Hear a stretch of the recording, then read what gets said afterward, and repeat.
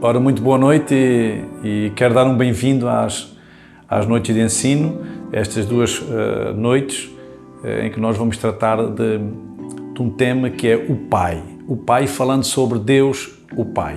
Portanto, tanto hoje como na próxima sexta-feira, iremos falar sobre a relação que existe dentro de duas pessoas divinas, uma chamada o Pai e outra chamada o Filho, exatamente focando no relacionamento que existe, tendo em conta a missão que o próprio Filho teria aqui na Terra. Portanto, um filho que está disposto a obedecer ao plano do Pai, ele vai executar essa missão debaixo da sua autoridade, sabe que o Pai o ama, há comunhão entre eles e o que Jesus vem fazer é para honrar o seu Pai. Portanto, vamos focar nestas áreas para poder perceber que o Deus que quer ser o nosso Pai também executou a sua vontade através do seu Filho Jesus. Então, bem-vindos hoje e na próxima sexta-feira e vamos então estudar a Palavra de Deus. Deus abençoe a todos.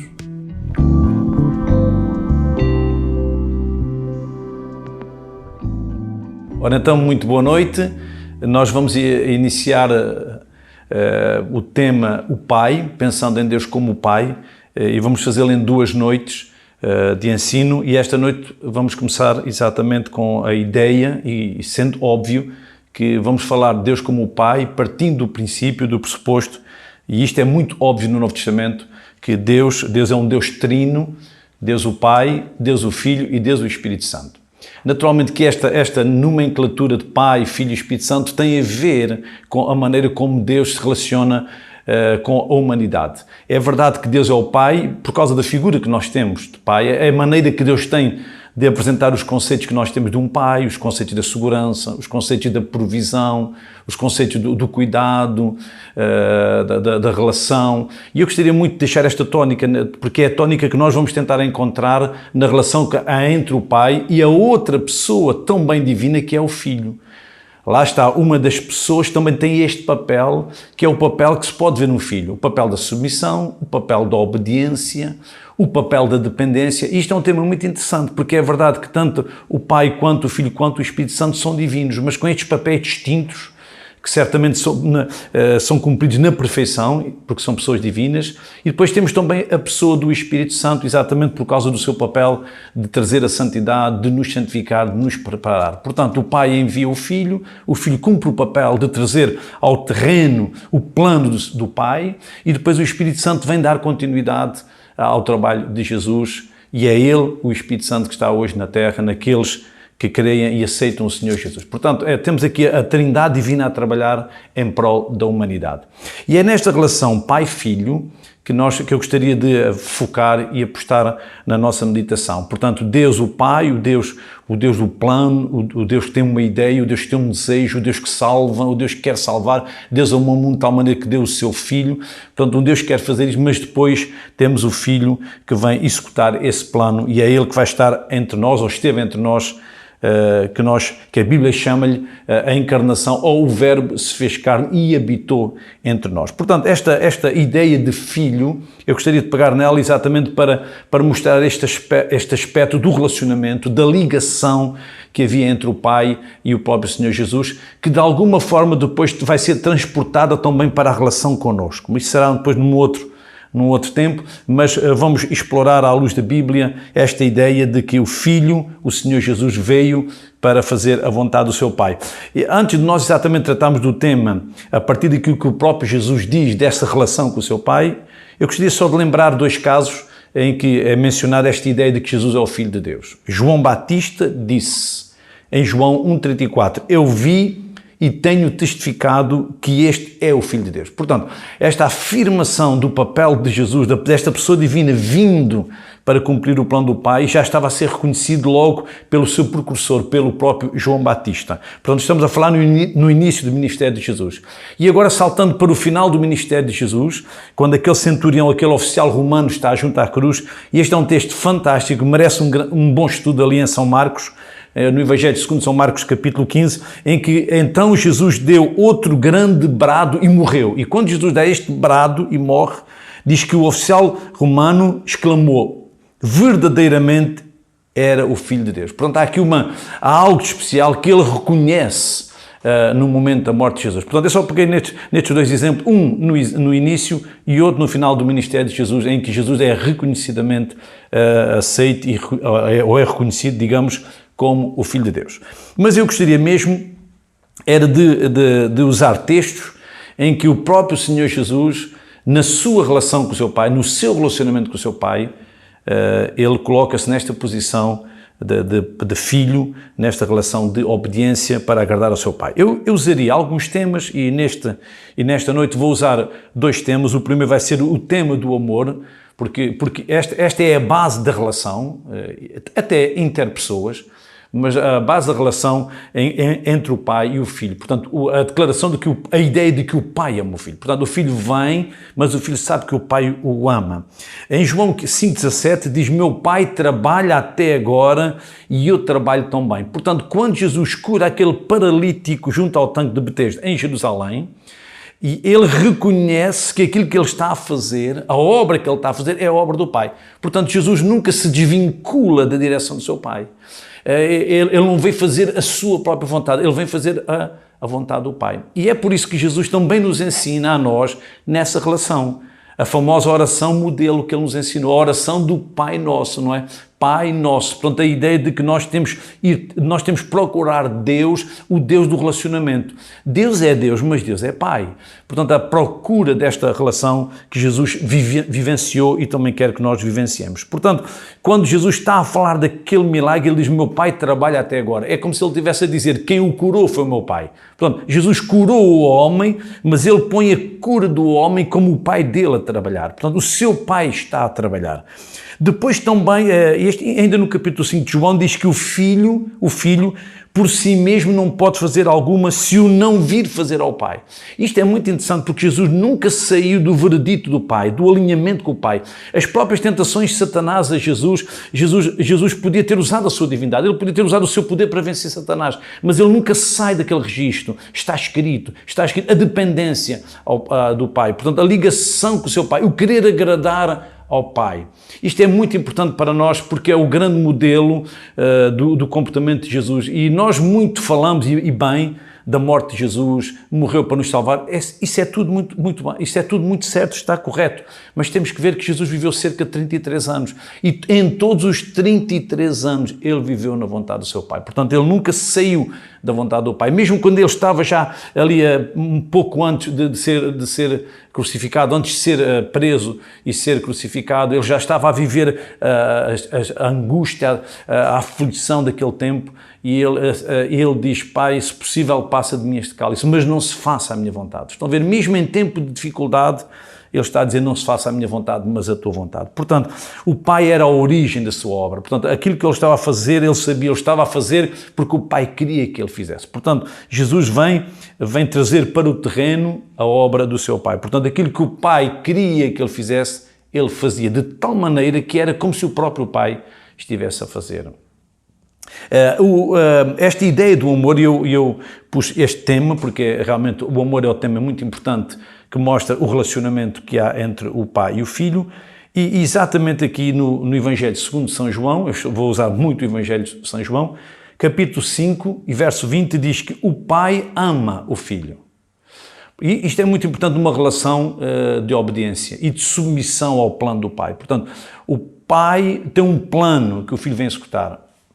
Mas o pai ama o filho. Isto é muito importante nas relações, não é? Quando alguém está submisso pelo amor, está submisso porque sabe que está a ser amado. Portanto, a tarefa de Jesus foi uma tarefa nobre, difícil, mas ele sabia que o pai o amava. O pai, diz em João 5,20, o pai ama o filho e mostra-lhe tudo o que faz. Portanto, aquela obra da cura do paralítico é a obra do pai e depois diz que ele lhe mostrará maiores obras do que estas, para que vos maravilheis. Portanto, Jesus nunca se põe, digamos assim, isoladamente, ou como se ele só por si, ainda que ele é Deus, obviamente, mas ele tendo a consciência que estava a fazer é exatamente aquilo que o Pai queria, ele sabe que o Pai ama o Filho, o Pai ama-me, e ele mostra-me o que eu devo fazer. Portanto, o Pai tem uma obra para ele e ele cumpre essa obra. Eu gostaria também de fazer aqui um pequeno alinhamento, porque mais tarde teremos que falar também no relacionamento que há entre nós e Deus, mas veja o alinhamento. O pai ama o filho, Depois, no verso 9, diz: como o Pai me amou, tão bem eu vos amei a vós. Portanto, ou seja, o amor que o Pai tem pelo Filho, o Filho vai ter por nós. E no verso 12 diz que vos ameis uns aos outros. Portanto, o Pai ama o Filho ama-nos e nós devemos amar-nos uns aos outros. Estão a ver este relacionamento, esta ligação. Então, quando se fala que o Pai, que Jesus fez a obra do Pai, Jesus fez milagres, tudo o que ele fez era a vontade do Pai, temos que ver que o motor era o amor. Lá por detrás ele sabia: o Pai ama-me. É uma obra, se quisermos, uma relação a partir do amor. É na consciência de que há amor, de que não é feita na base da... como pode acontecer na esfera humana, às vezes na base da pressão, na base da manipulação, etc. Em termos humanos isso pode acontecer, mas a relação divina é também uma relação de exemplo. Temos uma relação em que alguém quer obedecer, mas sabe que é amado. Eu gostaria de usar um segundo aspecto, porque se Deus é o Pai e Deus o Filho vem trazer o plano do Pai, vem executar o plano do Pai, ele sabe que o Pai o ama, mas ele também sabe que o Pai está com ele. Nós podemos, na nossa realidade de existência humana, podemos amar pessoas, mas às vezes não é possível estar junto dessas pessoas, às vezes não é possível estar, digamos assim, naquele momento ou estado de comunhão. Mas o meu segundo aspecto é que o Pai está sempre com o Filho. Portanto, o Pai nunca abandona o Filho. Portanto, há uma relação de amor, mas também há uma relação de comunhão. Ele sabe que o Pai ama-me e o Pai está comigo. É por isso que quando Jesus também dá a grande comissão, e ele diz que nós devemos ir pregar o Evangelho, ele disse que estaria connosco todos os dias até à consumação dos séculos. Ou seja, Jesus sabe que a missão é dura, a nossa missão não é fácil, mas também ele diz: eu vou convosco. Portanto, é esta a ideia. O Pai está com ele. O Pai está em comunhão com ele. Portanto, o Pai nunca o abandona. O Pai nunca o deixa sozinho a fazer atividades, a fazer trabalhos. Não, Jesus está a fazer sempre em comunhão com o Pai, sabendo que o Pai está presente. É verdade que é um fenómeno muito interessante, também seria para estudar, que realmente quando na cruz ele assume as nossas culpas, o nosso pecado, ele diz: Deus meu, porque me desamparaste. Isto seria um tema muito interessante, porque realmente Jesus tem também um papel próprio, um papel específico. O Pai tem um papel específico e o Espírito Santo tem um papel específico. Aqui na questão da comunhão, como disse, João capítulo 8, eu tenho aqui um versículo apenas, mas eu gostaria de fazer aqui uma leitura para encaixar este versículo no seu contexto, que é o versículo 29 do capítulo 8. Ele diz: aquele que me enviou está comigo. Aquele que me enviou está comigo. Portanto, o Pai envia o Filho e o Pai está com o Filho. O Pai não tem deixado só. Portanto, Jesus nunca esteve só, nunca esteve sozinho. E depois há aqui uma expressão que, pessoalmente, portanto, para mim traz assim alguma intriga, aliás, algum enigma, melhor, intriga não, enigma, que é: porque eu faço sempre o que lhe agrada. Portanto, há aqui qualquer coisa especial por detrás, este enigma, não é? Que é: o Pai nunca o abandona, porque ele faz sempre o que o Pai quer. Portanto, o Pai não me tem deixado só, porque eu faço sempre o que lhe agrada. Portanto, esta ideia de que agradar a Deus promove a comunhão. Portanto, Jesus está sempre disposto a agradar ao seu Pai.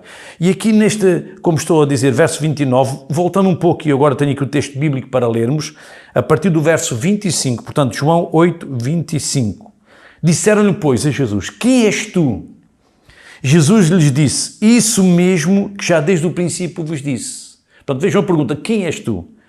E Jesus continua, verso 26, muito tenho que dizer e julgar de vós, mas agora veja, mas aquele que me enviou, portanto, quando perguntou quem és tu, Jesus vai buscar o seu relacionamento com o seu Pai. Mas aquele que me enviou é verdadeiro. E o que dele tenho ouvido, isso fala ao mundo. Portanto, quando perguntam quem ele é, ele coloca a sua identidade em termos da vontade do seu Pai. Ele diz: aquele que me enviou é verdadeiro e o que dele tenho ouvido, isso fala ao mundo. Portanto, quando perguntam quem és tu, Jesus diz: eu falo aquilo que o Pai quer que eu fale. Mas não entenderam que ele lhes falava do Pai. Disse-lhes, pois, Jesus, e agora este é um texto muito interessante, porque eu mencionei o 29, o Pai não me tem deixado só. Mas vejam o 28, disse-lhes, pois, Jesus, quando levantares o Filho do Homem, e agora Jesus começa a apontar para a morte dele, mais à frente, quando levantares o Filho do Homem, então conhecereis quem eu sou, porque a pergunta era: quem és tu? E ele diz, vocês vão saber quem eu sou. Portanto, Jesus vai mostrar quem ele é verdadeiramente no maior momento da sua negação. É quando ele for levantado. É na cruz, é como se ele dissesse, na cruz é que eu vou mostrar quem eu sou. Estão a ver, Jesus mostra quem ele é plenamente, quando ele está a fazer plenamente a vontade do seu Pai. Isto é muito importante. E até eu pergunto, qual é a nossa identidade? Somos o quê? Pedro diz que nós não fomos comprados nem com prata, nem com ouro, mas com o sangue precioso do Cordeiro imaculado e incontaminado. Quanto é que valemos? O que somos? Quando João Batista diz que é necessário que ele cresça e que eu diminua, e depois Jesus diz que João Batista foi o homem mais importante, digamos assim, foi o maior dos homens. Então, onde é que está o nosso valor? Do que é construída a nossa identidade? E Jesus está a dizer, quando levantares o Filho do Homem, então conhecereis quem eu sou, e agora repara, e que nada faço por mim mesmo. Nada faço por mim mesmo. Nenhum homem no seu desejo natural quer ser crucificado. E Jesus está a dizer, mas quando eu for crucificado, é a prova, é a evidência de que realmente eu vivi em negação. Jesus morre na cruz no seu último dia de vida, mas ele transportou-a todos os dias. Jesus sempre viveu na vontade do Pai. E por isso ele apela-nos, se alguém quer vir após mim, se alguém quer percorrer aquele percurso, ele diz, negue-se a si mesmo, tome cada dia a sua cruz. Portanto, nós temos que carregar todos os dias a cruz. A nossa negação. Veja a riqueza que há neste relacionamento, a riqueza da comunhão com o seu Pai, que ele diz, quando eu for crucificado é que eu mostro quem eu sou.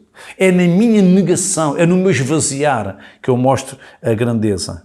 Então conhecereis quem eu sou e que nada faço por mim mesmo, mas falo como o Pai me ensinou. Portanto, eu estou a falar, o que eu digo é aquilo que o Pai quer que eu diga, e a cruz vai ser a expressão máxima daquilo que o Pai quer que eu faça. E aqui sim entra então o nosso versículo, digamos assim, o versículo 29, que é, o Pai não me tem deixado só. Portanto, comunhão, porque eu faço sempre o que lhe agrada. Este é um texto, este texto da cruz, da comunhão, é muito interessante, porque parece que na cruz Jesus vai perder tudo, a cruz parece um momento de inglória, parece um momento onde Jesus perde o seu valor, é negado, mas não é verdade, a cruz é o ponto alto da sua vida. Foi ali que ele mostrou a sua total dependência do seu Pai e graças a Deus, porque se não fosse isso nós não poderíamos ser salvos. Portanto, Jesus consegue naquele evento, naquela experiência amarga da morte, mostrar a vontade do seu Pai e promover a nossa salvação. Por isso, a comunhão com o seu Pai na cruz, é o grande sinal ou a prova de que é nessa comunhão que eles trazem para nós aquilo que nós precisávamos, que era a salvação. Tenho aqui também um último texto, ainda no Evangelho de João, realmente o Evangelho de João é riquíssimo e também é um Evangelho virado para a divindade de Jesus, e isto também é um ponto muito importante, que é como é que um Evangelho que intenta provar a divindade de Jesus, mostra dentro dessa mesma divindade não uma independência de uma das pessoas divinas, mas a dependência dessa pessoa divina. Portanto, Jesus vem como Deus, mas ele vem executar o plano da Trindade, o plano do próprio Deus. É por isso que também ele, no seu tempo final, antes de ir à cruz, quando está a passar aquele tempo com os seus discípulos mais próximos, com os apóstolos, ele também dá-lhes a mensagem de que ele iria, mas que viria o Espírito Santo, o Consolador. Portanto, o Pai envia o Filho, e o Filho, enquanto está aqui, escuta a vontade do seu Pai, mas também o Filho prepara as pessoas do seu tempo, prepara aqueles apóstolos, os seus discípulos, para que não ficassem desanimados, porque depois viria o Espírito Santo, que ele enviaria mais tarde. E o meu texto último nesta noite vai ser no capítulo 16 do Evangelho de São João, exatamente naquele ponto já final, porque até ao capítulo 16 Jesus está a falar com os seus apóstolos, e depois do capítulo 17 faz uma oração, e no capítulo 18 Jesus é preso. Portanto, 16:32, que é o nosso versículo, é exatamente o penúltimo versículo daquele capítulo, que depois será seguido pela oração. Portanto, diz assim, vós sereis dispersos, cada um para a sua casa, e me deixareis só. Ou seja, quando Jesus fosse preso, e ele iria ser preso, eles iriam abandoná-lo. E me deixareis só. E a sensação de solidão é autodestruidora, não é? Quando nós sentimos sós, solitários, isso abala-nos, destrói o nosso sistema, não é? Prejudica-nos. E Jesus, ele está a dizer, e me deixareis só, vocês têm andado comigo, mas depois, nesta altura, quando eu for preso, vocês todos fogem. Mas Jesus disse, mas não estou só, porque o Pai está comigo. Portanto, Jesus sabia, e isto é importante, porque ele tinha dito que o Pai não me tem deixado só porque faço sempre o que lhe agrada. Portanto, ele tinha garantidamente a presença do seu Pai, a comunhão, melhor, a comunhão, se quisermos, a comunhão com o seu Pai. Ou seja, eu estou sempre a fazer a vontade do Pai, o Pai há de estar sempre comigo.